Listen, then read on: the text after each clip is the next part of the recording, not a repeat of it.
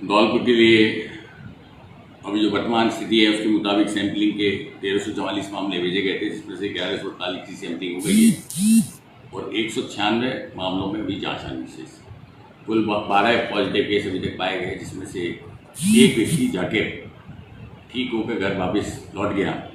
और आज हमारे लिए बहुत बड़ी खुशी की बात है कि जो 2 केसेस हमारे पॉजिटिव हुए थे, सुरेश बसई नवाब का और दूसरा कमल सागर पाड़े का, ये दोनों ही केसेस की जो सेकेंड रिपोर्ट जो 4 दिन बाद आई है वो नेगेटिव आई है। इसका मतलब ये है कि आज की तारीख में कुल 9 केस ऐसे हैं जो कि पॉजिटिव हैं, और उसमें भी अगर हम उसका एनालिसिस करें तो वो जो केसेस हैं उनका एज प्रोफाइल यानी आयु वर्ग के हिसाब से वो सामान्य वर्ग उसमें है, उम्र उनकी कम है, उनमें किसी प्रकार का हाई रिस्क कैटेगरी के नहीं है, किसी प्रकार का मतलब असाध्य रोग से पीड़ित नहीं है, तो उनके ठीक होने के और डिस्चार्ज होने के बहुत अवसर है। पूरे राज्य की स्थिति अगर देखें तो 1 लाख से अधिक नमूने लिए गए, जिसमें 97% नेगेटिव पाए गए। इसके अलावा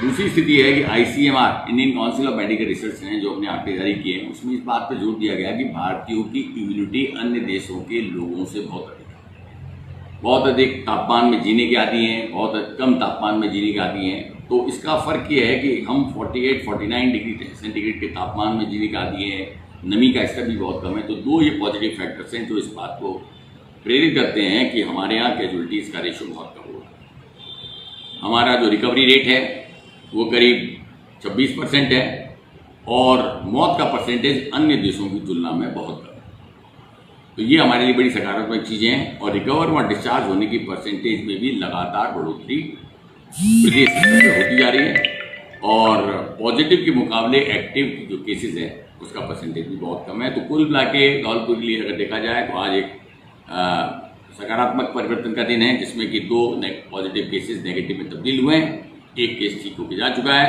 6 केसेस का इलाज जो है धौलपुर के डिस्ट्रिक्ट हॉस्पिटल में हो रहा है। आज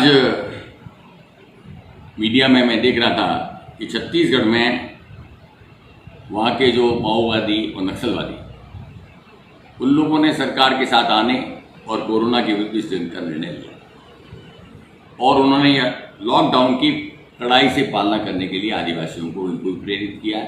समाज की मुख्य धारा से अलग थलग पड़ा ये वर्ग उसने स्थिति की नज़ाकत को देखते हुए ये निर्णय लिया और ये कहा कि ये संक्रमण का काल है, लॉकडाउन की कड़ाई से पालना की जाए और एक पक्षीय सीज फायर लागू किया गया। हम उनकी रीति नीति का समर्थन नहीं करते, पर इसमें सीखने की बात यह है कि संकट की घड़ी में भी एक अलगाववादी जो वर्ग है वो सरकार की सोशल डिस्टेंसिंग की नीतियों का समर्थन कर रहा है, सरकार की लॉकडाउन की नीतियों के समर्थन कर रहा है और प्रशासन की गतिविधियों का समर्थन कर रहा है। हमें बहुत कुछ इससे सीखना है।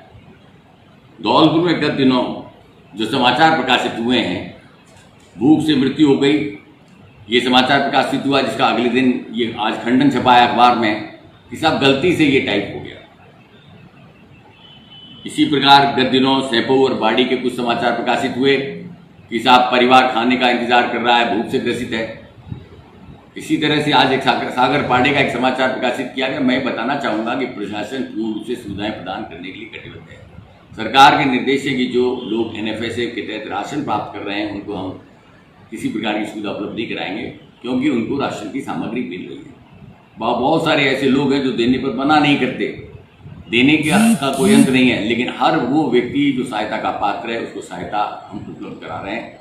तो मैं NGO से भी अपील करना चाहूँगा कि वो सस्ती लोकप्रियता के लिए ये ना कहें कि साहब हमने वहाँ गया के 50 पैकेट बांट दिए। 50 पैकेट उन नीडी लोगों, जरूरतमंद लोगों में बांटना हमारा उद्देश्य है। किसी प्रकार का सोशल पैरासाइटिज्म हम नहीं फैलाना चाहते। तो मैं ये कहता हूँ कि हम लोग पुनः इस बात को देख रहे हैं कि यदि कोई लोग जरूरतमंद लोग रह गए तो उसमें हम जरूर निश्चित रूप से हम सहयोग लेंगे और समाज के जो सामाजिक संगठन है वो भी हमें ऐसे लोगों के चिन्हीकरण में और उसमें हमारी को मदद करेंगे।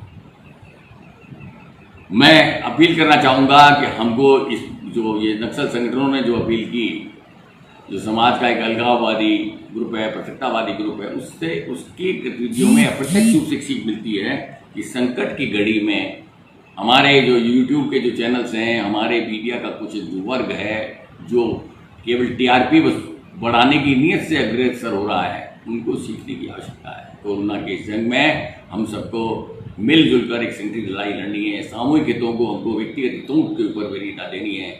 मैंने उन लोगों से बात भी की और उनको समझाइश की कि कृपया आज वो समय नहीं है कि हम टीआरपी बढ़ाने के मकसद से कुछ भी प्रकाशित कर दें, उसको यूट्यूब चैनल के माध्यम से वायरल कर दें, व्हाट्सएप के माध्यम से वायरल कर दें। पर मुझे बताते हुए प्रसन्नता आया कि यद्यपि मुझे जानकारी नहीं थी, पर आज मेरे को कुछ स्क्रीनशॉट्स भेजे गए जिसमें कि जैसे ये यूट्यूब चैनल्स का ये सोशल मीडिया पे वायरल किया गया, हजारों की तादाद में लोगों में जन सैलाब आ गया और उन्होंने इस बात को कहा कि प्रशासन की गतिविधियों को डिस्क्रेडिट करने के लिए ये कार्रवाई की गई है, जिसका हकीकत से कोई संबंध नहीं है। और इस बात की भी पुष्टि होती है कि आज उसी समाचार पत्र के द्वारा प्रमुखता के साथ ये कहा गया कि साहब हमारी टाइप संबंधी त्रुटि हो गई, उसकी वजह से प्रकाशित हो गया। मैं उम्मीद करता हूं कि इस बात पर ध्यान देंगे। इसके अलावा आज एक बहुत अच्छी सकारात्मक खबर ये है कि तारा सिंह, जो कि गुरमुख सिंह के बड़े भाई हैं, जो कि केस कल पॉजिटिव आया था दारा सिंह नगर में, वो एक सिटी हीरो के रूप में आज इमर्ज हुए हैं। उनका भाई जो है गुरमुख सिंह आगरा में 4-5 साल से रह रहा था। 28 मार्च को वो घर पे आया। बड़े भाई ने उनको घर पे नहीं घुसने दिया, चबूतरे पर बिठाए रखा और अगले दिन स्वयं वो अस्पताल में लेके आए। वो संक्रमित पाया गया।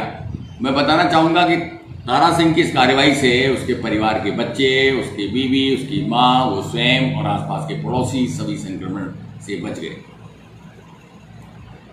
और एक सोशल चेन जो बन सकती थी इस कोरोना की चेन, वो नहीं बन पाई। इसी प्रकार सागरपाड़े में भी यही स्थिति बनी। हम उसकी कॉल डिटेल रिकॉर्ड जब देख रहे थे सागरपाड़े वाले मामले में, तो ये देख के हैरान रह गए कि उस व्यक्ति को रात को जब वो घर आया तो सुबह 5 घंटे बाद ही अस्पताल ले जाया गया, उसको दिखाया गया। तो मैं आम जनता से अपील करूंगा कि अभी प्रवासी जो राजस्थानी हैं, जो कि धौलपुर जिले के अन्य राज्यों में रह रहे हैं, उनकी संख्या 18,000 से अधिक है। जब वो गाँव में लौटेंगे तो एक नई स्थितियाँ पैदा होंगी।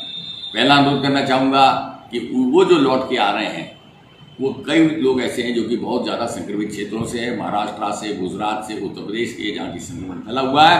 पहला मेरा अनुरोध है कि सरकार के निर्देशों के मुताबिक उनके होम आइसोलेशन की कार्रवाई की जाए।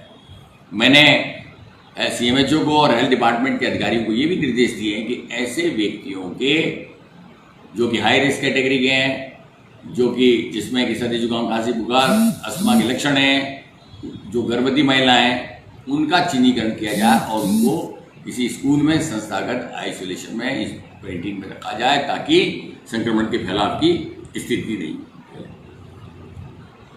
इन लोगों के लिए हम आधुनिकतम तकनीक का भी प्रयोग करने का प्रयास कर रहे हैं कि जिन लोगों के पास एंड्रॉयड मोबाइल होगा उनकी हम जियो फेंसिंग टेक्निक का उपयोग करेंगे। उनके मोबाइल में वो ऐप इंस्टॉल कर दिया जाएगा ताकि हम ये देख सकें कंट्रोल रूम में बैठे बैठे कि कोई व्यक्ति अपने स्थान से कहीं बाहर तो नहीं गया।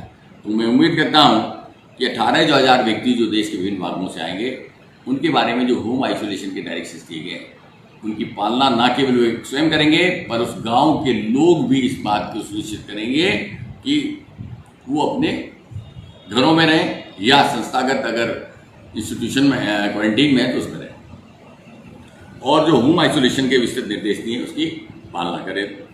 इसके अलावा हम लोगों ने करीब 10,500 लोगों के वॉलंटियर्स की कोरोना वॉलंटियर दल का गठन किया गया है। करीब 851 गांव हैं, 171 पंचायतें हैं, कुछ पंचायतें भी नई भी बनी हैं।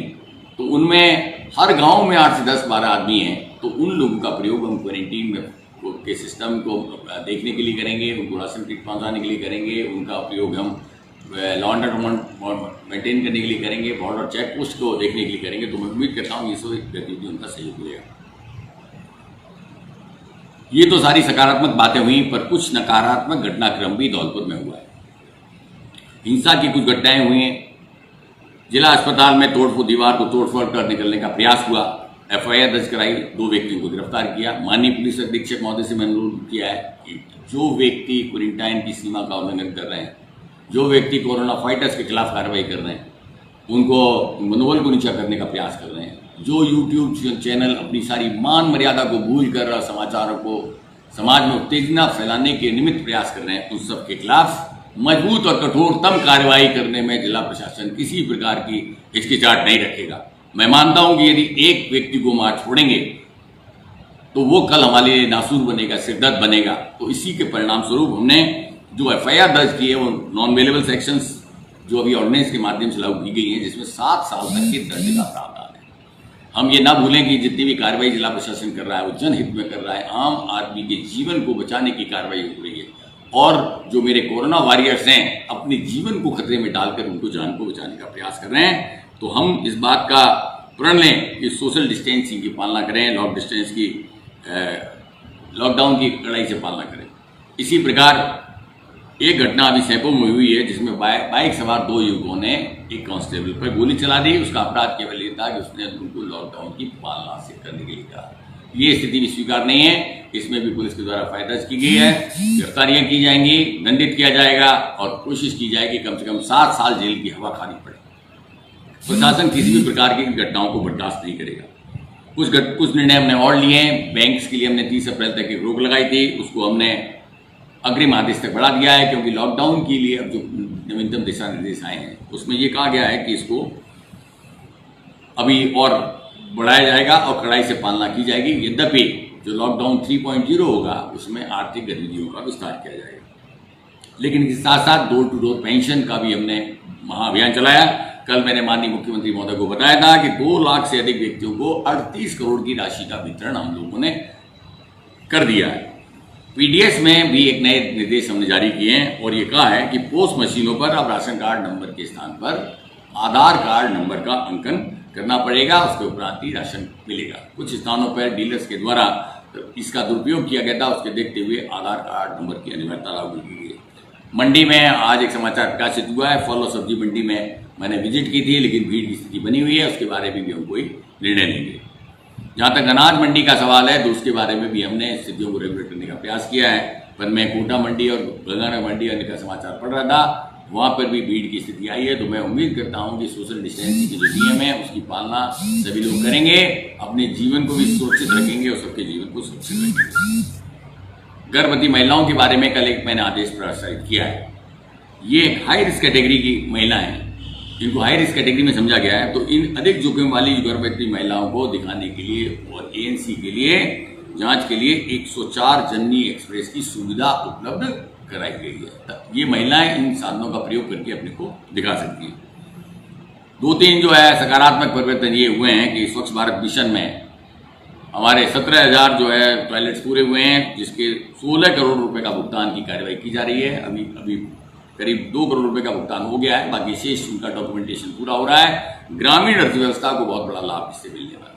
इसी तरह से नरेगा में 20,500 श्रमिक अभी नियोजित हुए हैं और इसे 5 करोड़ रुपए की आय इस पखवाड़े मिलेगी। तो मैं उम्मीद करता हूं कि 20-21 करोड़ रुपए की आय जब ग्रामीण अर्थव्यवस्था में जाएगी तो जो लोग बेरोजगारी का सामना कर रहे हैं, जिनके आय और रोजगार के साधन समाप्त हुए हैं, उनको एक बहुत बड़ा सहारा मिलेगा। नरेगा की जो योजना है उसको हम आगे बढ़ाकर 40 से 45,000 या 50,000 करने का प्रयास करेंगे। व्यक्तिगत लाभ के काम, सिंचाई, जल संरक्षण, मेड़बंदी, चारागाह विकास, खेल मैदान विकास आदि जो काम इसमें कराए जा रहे हैं, जो मूल रूप से लेबर इंटेंसिव है, श्रम प्रधान है और जिसमें कि सामाजिक दूरी के नियमों की आसानी से पालना की जा सकती है। तो मैं उम्मीद करता हूं कि इन सब परिवर्तनों के बाद हम धौलपुर में पुनः इसको 0 कोरोना स्टेटस लाने में सफल रहेंगे। पर आवश्यकता है जन सहयोग की, आवश्यकता इस बात की है कि चुनिंदा लोग जो माहौल को बिगाड़ने के लिए समाचार का प्रकाशन कर रहे हैं अथवा YouTube चैनल्स का सहारा ले रहे हैं, कृपया करके इस संकट की घड़ी में धौलपुर की जनता के साथ खड़े हों। प्रशासन भी धौलपुर की जनता के साथ खड़ा है, मीडिया भी धौलपुर की जनता के साथ अगर खड़ी होगी तो हम लोग इस जंग को जीतने में सफल रहेंगे। अन्यथा जो अपने स्वयं की जान को जोखिम में डाल कर लड़ रहे हैं, उनका मनोबल विपरीत रूप से प्रभावित होता है। शुक्रिया।